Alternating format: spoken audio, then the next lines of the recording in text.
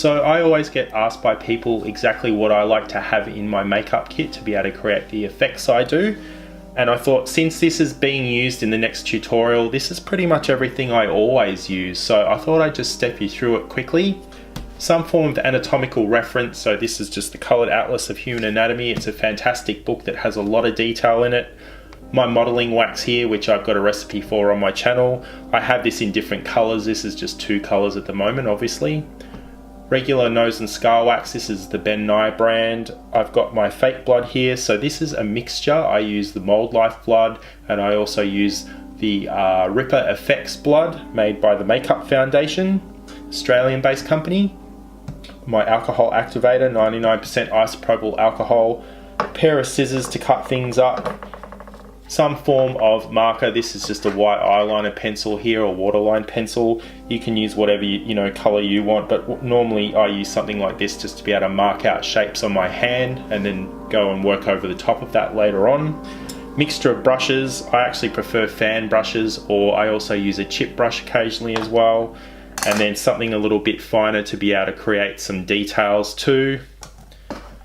I've got my go-to sculpting tools here. So there's 3 types, and I normally always use the same 3 in all my videos. Some yarn here, so I use this, I pull it apart and use it to make capillaries and veins as well. I've got the Krylon sealer here, which is like a gloss sealer, which adds a nice glossy effect to wounds at the very end. I've got just spirit gum that I like to use to stick nose and scar wax down.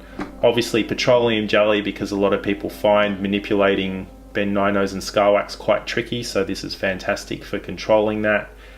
A very good adhesive, so this is Telesis 5 here by PPI. It's quite an expensive adhesive, but it's definitely worth the money if you can afford to get it.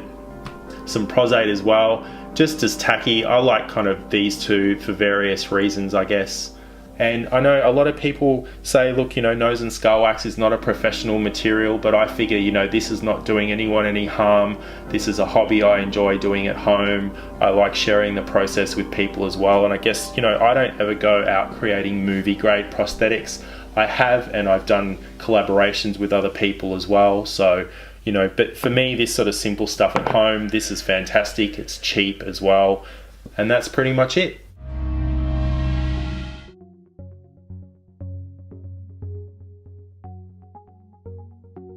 What you'll need to create this coloured modelling wax is some beeswax. You'll need petroleum jelly, some powdered food dye as well. I've got a little bit of cream based makeup, so this is just a dupe palette, a cheap one here, that I normally use to add a little bit of colour into the wax as well, just to kind of finesse it a bit more. You'll need some empty containers. Make sure that these are heat proof as well. So this is what I normally pour the wax out into to let it cool out. And then you'll just need some spatulas to pick up a bit of colour.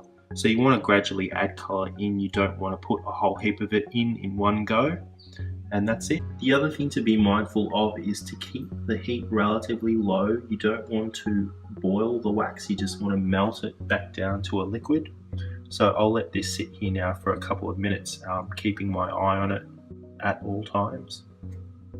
Once that wax is completely melted, what you want to do next is grab several tablespoons of petroleum jelly. So I'm just going to start by adding 1 large tablespoon and adding that into the mix.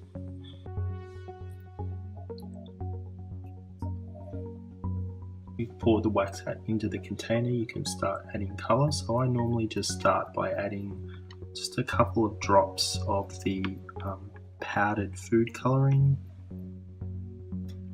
and just stirring that in as I drop it through. When I create the bone coloured wax, I might go in and just add a little bit of white cream makeup.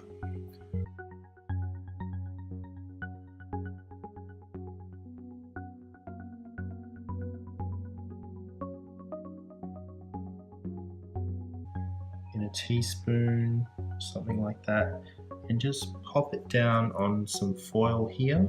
These are the samples I put down before, so as you can see, they're a hell of a lot lighter than they were when they were in liquid form and still hot. So the colour has died down quite significantly. Just be mindful of that, I guess, when you are colouring this modelling wax. And to give you an idea of the consistency,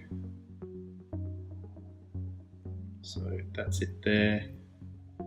It's not leaving kind of really any residue behind on my fingers or anything. It's leaving, I guess, a tiny bit there. But otherwise, it's nice and pliable. This hasn't dried out or cooled completely either, so it's breaking up a little. But once it has completely, it should be a lot easier to mould between your fingers. So that's it. That's my recipe for homemade modelling wax. Thanks for watching. Hey there, so today I'm going to show you how to make my coloured modelling.